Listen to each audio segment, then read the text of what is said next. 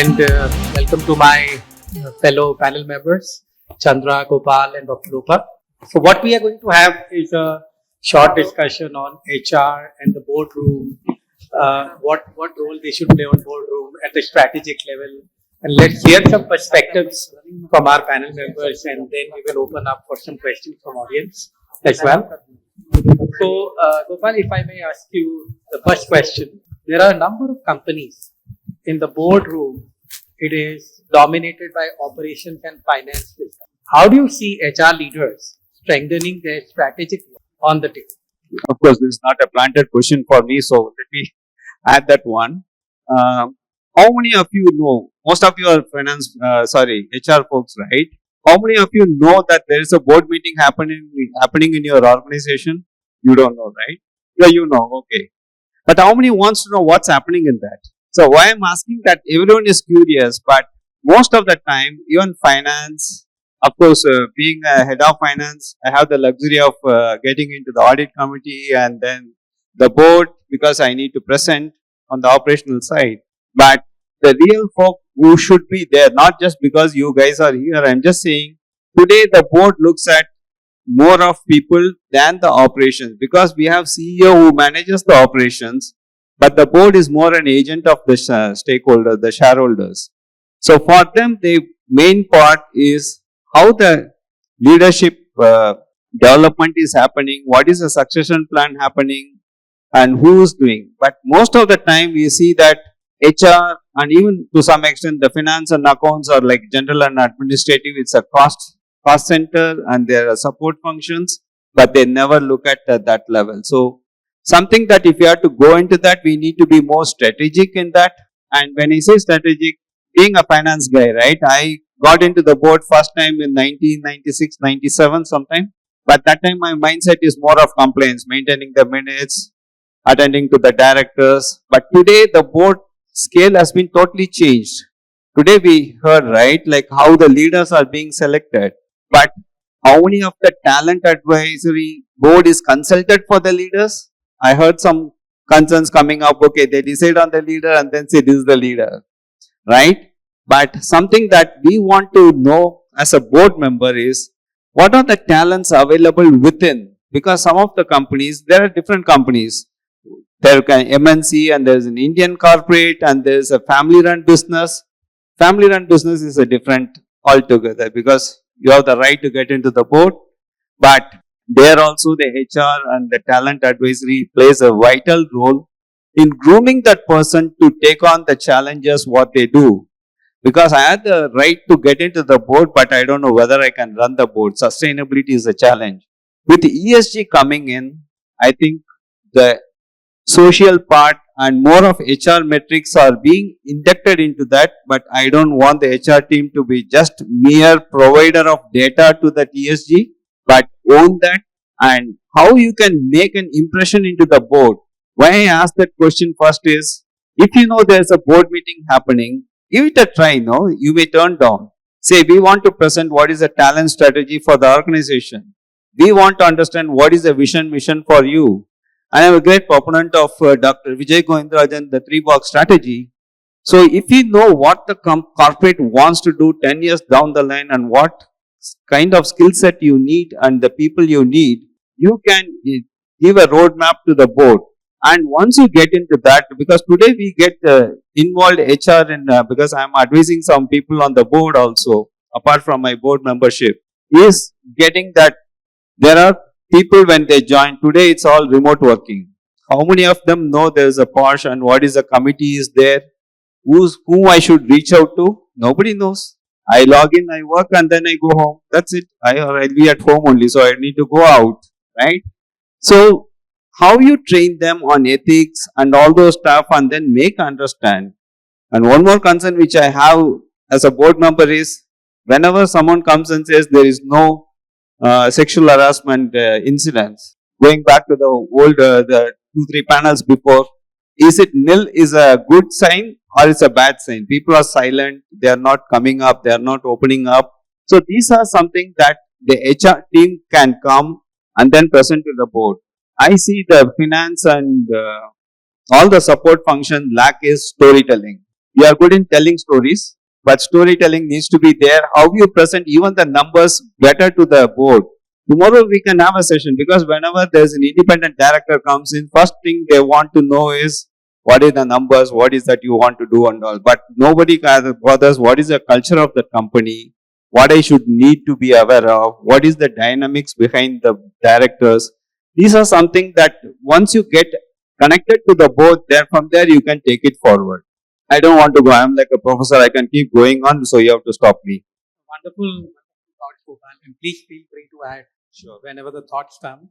Dr. Lopa, as you can see, every company talking about technology. How can boards ensure that data, ethics, and trust are embedded into HR-led? If you can also touch about now AI, the role of AI in HR, and also balancing the importance of human. Good evening, all. First, I will start with the question. How many of you ensure that your independent board members are oriented on the technology stack which you are using? How many CIOs or CTOs or CISOs is yearly orientation they are providing to the board member? I have not seen a single case. Yes, they provide, but how? Organization may hire a third party like, a big four or some other company, they will come and provide. But the question is, how effective would be that? Because you know your child better. So, as technology become an integral part of the organization, board carry a strategic responsibility to ensure that data, ethics, and trust is embedded in the HR leadership strategy. Otherwise, it's really, really difficult because a board is having some mandatory committees. One of the mandatory committees is the risks committee. There is nothing very clearly mentioned under the law that you need to only work on the operational risks or financial risks. Risks is risks, end of the day. But company law is mandating if you are using technology, you need to have a thorough technical risk assessment. And today, is there any company, how small or how big it is, can run without technology? The answer is no. Even the Kirana shop running on the corner, established under the Shop and Establishment Act, is still having a technology. So, very importantly, the thing is that board needs to bring the oversight to ensure that HR policy, procedure, and leadership behavior prioritize the technology, risks, ensure the privacy, security by design, fairness, and transparency. Board must ask the question to HR, are HR decision leveraging the way you are leveraging on the data? Are those data auditable? Do you have an auditable trail of those data? Bias is treated and taken care and aligned with the organizational value. I'm just giving a small example. Today we rely upon our entire recruitment on initial scanning by the AI system. Now you might be going to recruit a CIO or CISO or maybe a operational head. Now go and ask AI, show me this is my criteria, a portfolio of CIO. It will always throw you male because it's a bias. That bias is embedded in the system. It's not wrong. AI is correct because we never ever actually recognize a female as a CIO, CISO, CTO, CEO. We always prefixed it with women leader. So you ask women leader or women CISO, they will screen it. So that is something we need to embed inside the AI, stating that this is the bias, you need to clear it. So that is what is very important. Secondly, yet governance is very important, but it alone cannot do everything. So board member must foster a culture which is ethical and considered the integral part of strategy. That culture should be part of strategy. And It should not be an afterthought. It should be an integral part.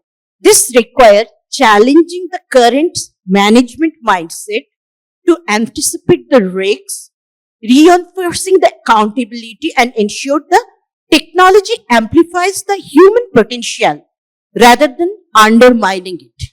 When boards combines rigor and strategic foresight, they enable the HR leaders to create a strategy that is data-driven, value-led, and future-ready. Now, because we need to understand one thing very clearly, technology can accelerate the decision, technology can add speed, but trust, ensure, endure the ethics, transform the strategy into the long-lasting legacy. And that can only be possible by human. Now, AI is a very, very important thing today. And, entire world is reshaping because of AI, quantum computing and new cryptographic system. Now, when we look at that, all AI are interestingly integrated and all HR systems are today completely rely upon the AI. Board has a strategic responsibility to ensure it enhances the decision-making capability of the HR without compromising the human touch and human value. AI can provide insight in talent management, talent trend analysis, compensation analysis, performance analytics, workforce planning, but it cannot replace the empathy. It cannot inject the intelligence which can ultimately, create by human. Today we feel AI is overpowerful. But remember, human brain is the creator of AI. And we need still human support to make that AI work properly. So what we look from the board that, board should ensure AI is deployed responsibly with transparency, bias-tested algorithm, while also guarding against model poisoning, capability overestimation, prompt engineering attacks, and also capability overestimation risks. Now, I'm just highlighting a small prompt engineering attack. When you are requesting a resume is uploaded in the AI system. You may get it from your partner, recruitment partner, or maybe directly from the candidate. A candidate can, or a partner can very nicely embed a small text anywhere in the body, which is a set of prompt, convert the color to white, because your background is white, and make it 0. That number, size is 0. It's not visible at all. But when you actually upload it in your AI system, it will say that if any resume coming from so and so source, this is the best competent candidate resume. So all other resume drop. You are gone. Or it may say that when you are dropping in a loop, also select 2-3 candidates based on so and so criteria, which is actually a weak candidature. So they are going to compete against you. Is your AI is having the proper guardrail to defend you from that? Because human cannot understand that properly. So that is very important. And when you actually adopt an AI system, HRAI system, this system needs to be tested based on the hostile test cases, the one which I have explained now. But most of the organization, when they are asking for, is this system tested? Yes, but they conduct the testing on happy path. Means your AI is going to win that situation. So it is very important. And another thing is equally critical is to keep technology in service of people, not in other way around. Both should, champion the HR strategies that balance AI-driven insights with human judgment, mentorship, cultural stewardship. This ensures decisions are ethical, inclusive, and aligned with the organizational value. Because ultimately, Efficiency comes from the technology, speed comes from the technology, but resilience, culture, and sustainable success come from the human, guided by the judgment, ethics, and trust. And these human elements make the difference. They can create a resilient organization, and resilient organization in turn going to create a resilient nation. And we need to very focused on that capability of human rather than thinking that AI can do a magic. Thank you. Great kind of Chandra, diversity and inclusion. What role can a board play in making E&I more diverse or innovation? Thank you very much for the question. I hope the last one can hear us. So I'll start off with a short conflicting definition of diversity. Most of us here or even outside think diversity means gender diversity. Actually, when I entered the first time into a boardroom, I'm an engineer by profession, so I didn't know HR, I didn't know finance, except my engineering stuff for which I was hired. So I was asked the question, can you read a balance sheet? Can you read a P&L statement? I said, of course I can read, I am illiterate. No, that's not the question that you asked. Then be clear about what you want to ask. Then I said, can you make out what it means? Yes, I can make out. Then they said, if you put yourself into a CFO shoes, what would you see in a balance sheet or in a P&L? Then I said, I cannot put myself in a CFO shoes now. But this is where I learned my first definition of diversity. So diversity doesn't mean if I am an engineer, I only hold a screwdriver, I operate on a computer, or I operate on an AI or anything else. I need to know other things. So this, I coined myself a word called self-diversity. So diversity first starts with you, not with gender or something else. So then when I started to hire an HR or somebody else, the same question I used to ask them. So do you know how to read a balance sheet or something? So since most of you are from HR, you would have had some exposure to non-engineering stuff. A balance sheet is not new to you. But definitely these are the questions one need to ask when you are in a boardroom. Because a boardroom consists of several people with varying backgrounds and varying interests.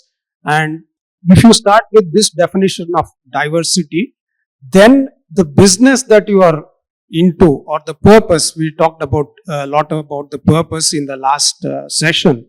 So the purpose would be very well understood from all dimensions, from an engineering perspective, from an HR perspective, from a finance perspective, and also from compliance. So when the board says we will do it just for compliance, then it is not a business. The business will not grow. You will be very much compliant.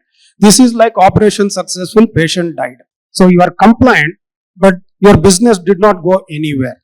So as long as you stick to this compliance culture, your business will not grow.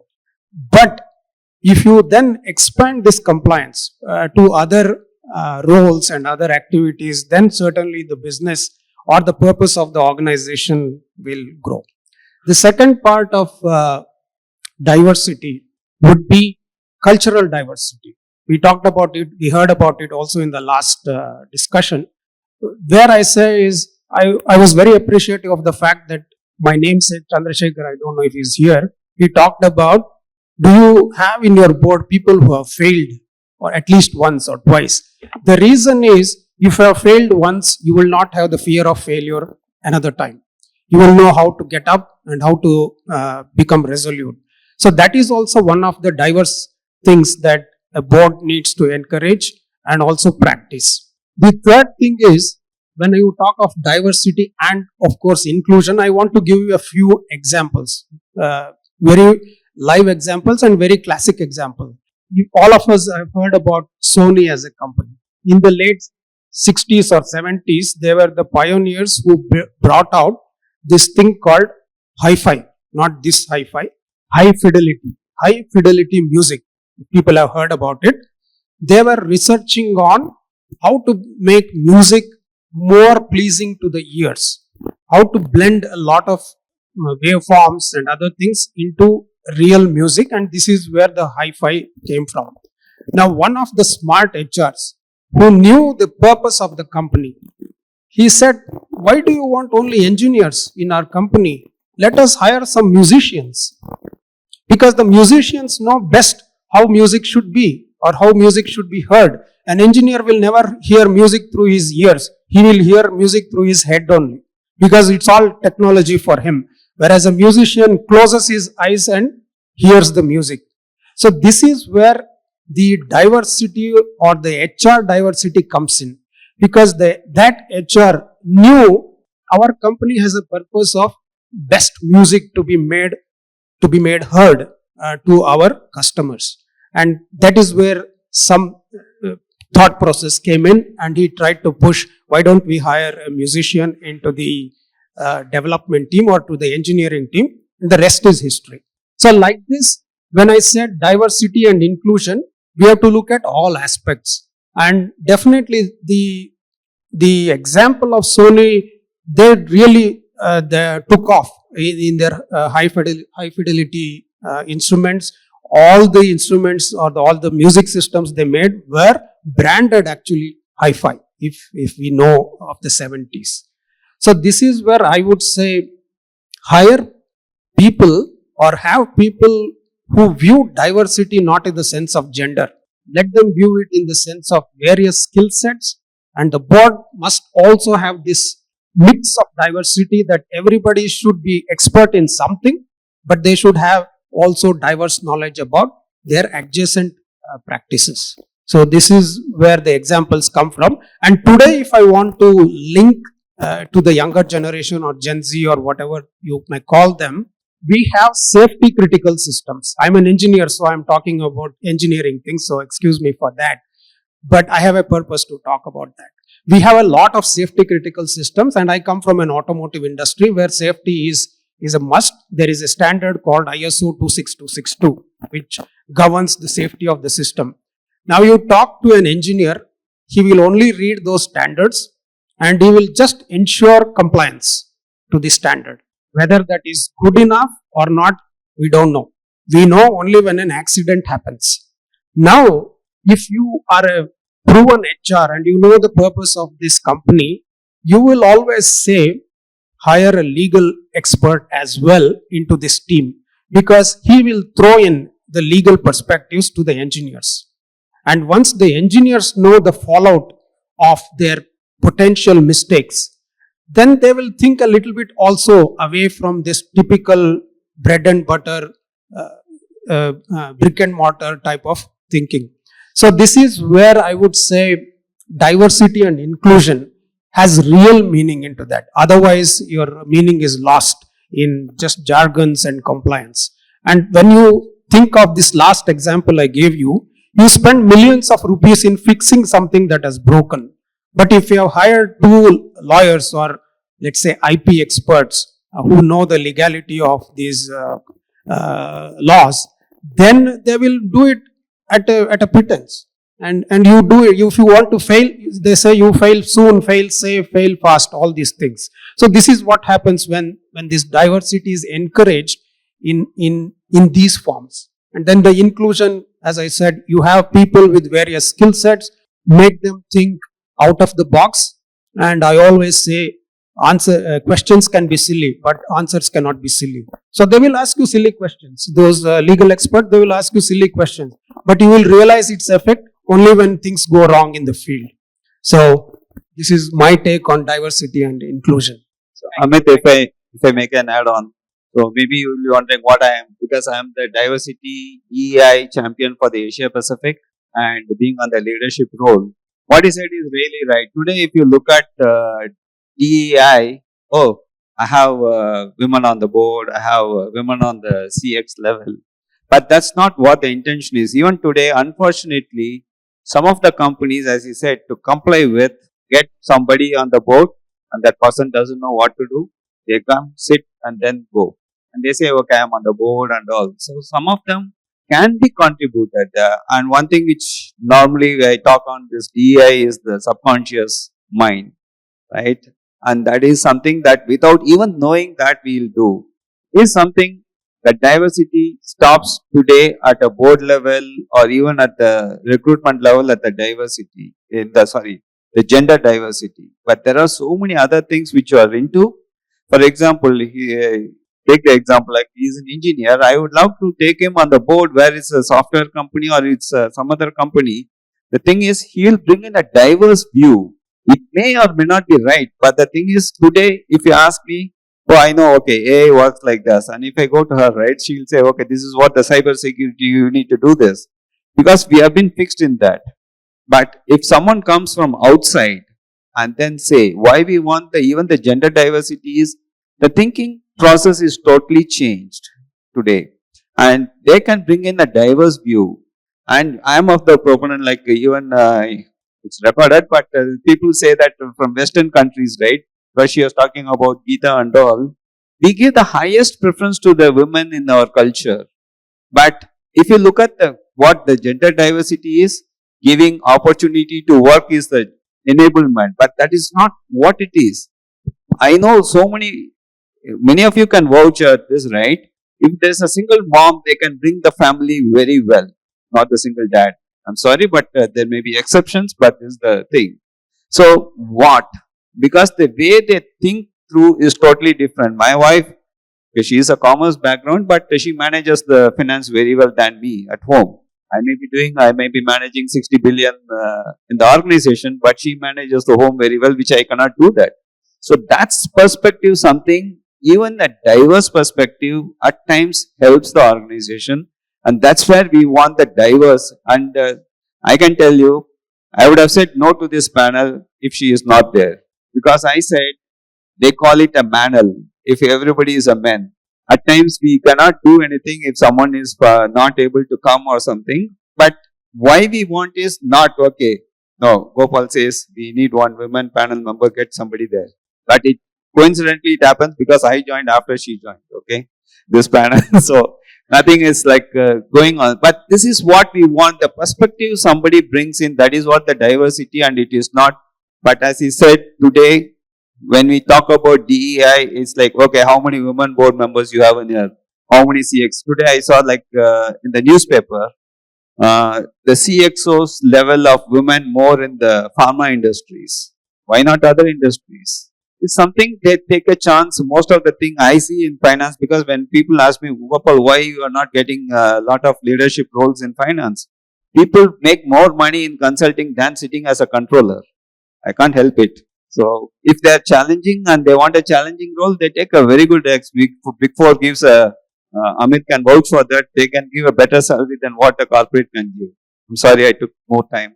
Just quickly, I would like to add one point. When we look at the diversity, there are two things is very important. Diversity is not only the inclusion by gender.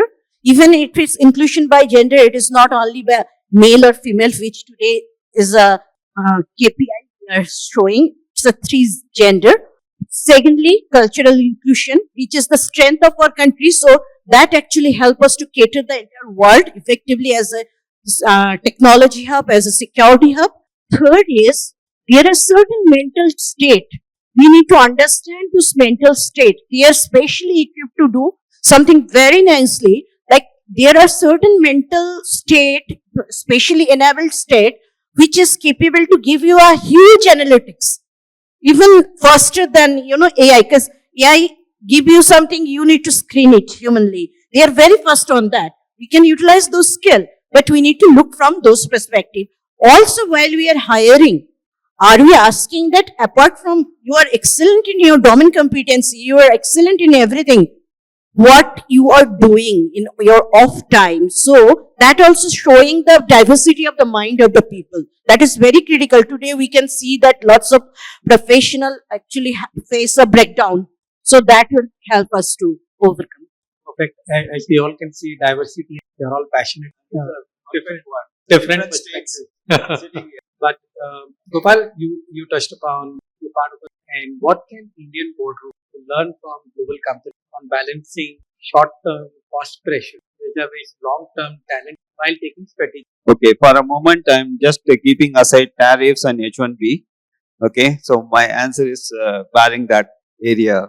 Whenever there is a cost pressure or cost reduction, cost cutting, cost avoidance, whatever name you call, what is the first one we'll do? Coffee teas will be cut.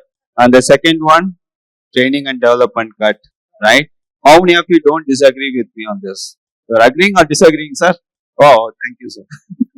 So this is how we have been seeing the cost or something is happening. That is where we go and tell. I can give one example quickly. When I was working in a corporate in Chennai, and that's the chairman is son-in-law of Dhirubhai Ambani, all the group companies were buying those days mineral water. I'm talking about 96, 97. And then everybody said, one new general manager came and said, why we are wasting time on buying this water from outside, we can put 0B. All the group companies followed that one, including the parent company. I went to King's Institute, who does the water research, and gave the water and said how long it takes to filter. What is the being a cost accountant and the child accountant, right? You have these numbers, and went and told, this is how much you will be spending in changing the filters for the 0B and the employee satisfaction. And believe me, of all the group, we are the only one we used to still buy the water from outside. So why I'm saying this is, we need to know when there is a cost pressure. Most of the time we say, okay, we'll leave with that. Give it a try. You may not be successful, but try. But coming back, we have to tell the investment in training and development is not an expenditure. It's not a P&L item. It's a balance sheet. It's an asset you are creating.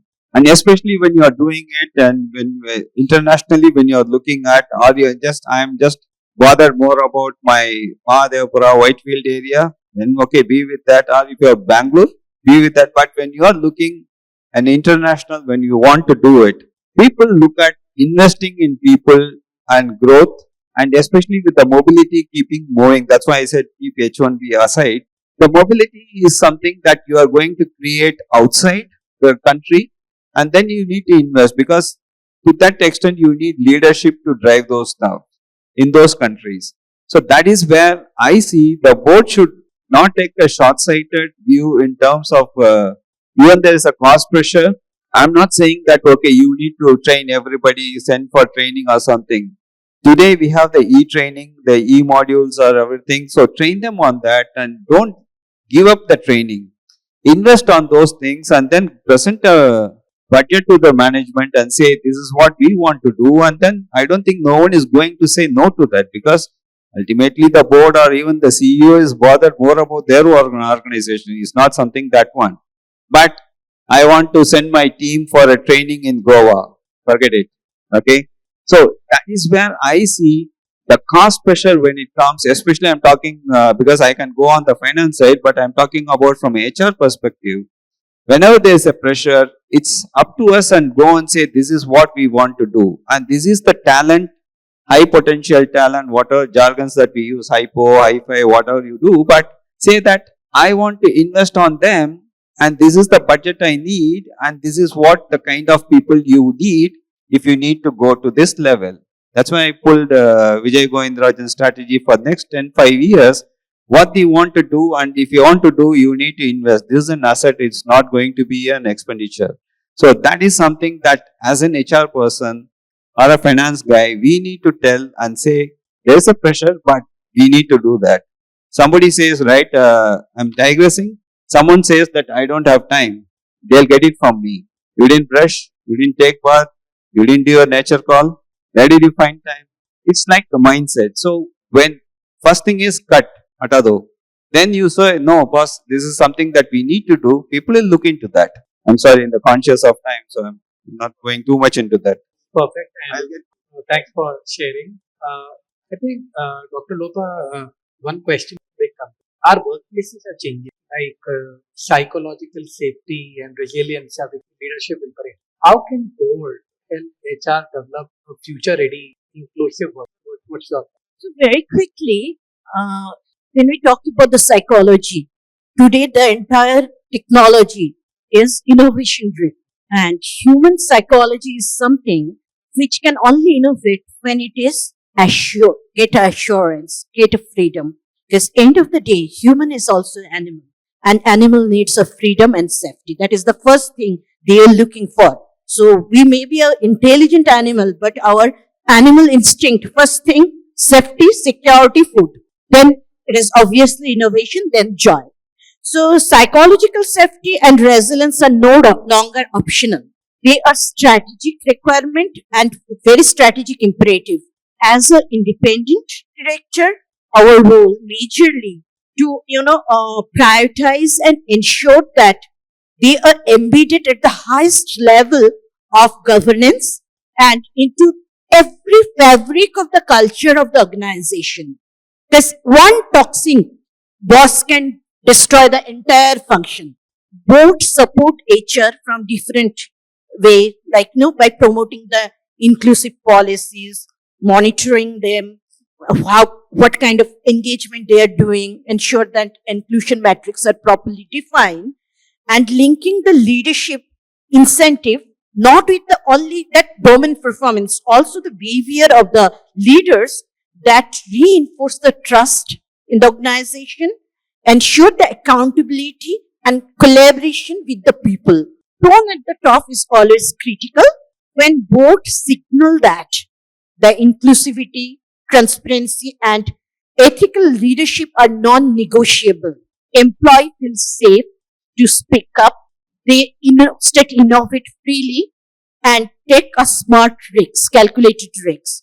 In today's multi-generational workforce, we have generation boomers to Gen Z, and strategy must consider their psychological drivers, because they have a very different psychological drivers, while stitching them around the organizational value and ethics and trust. Technology can augment the entire decision making process, but empathy, human touch should remain coming from the human, which is very essential.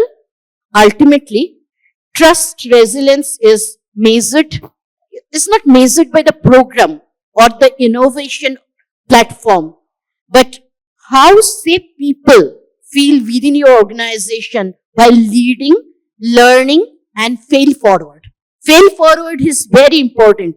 Otherwise, it is not easy for organization to innovate in this competitive environment. This is end of the day, you can come to office every day, but expectation every day you innovate, you cannot innovate. What is you are going to innovate every day?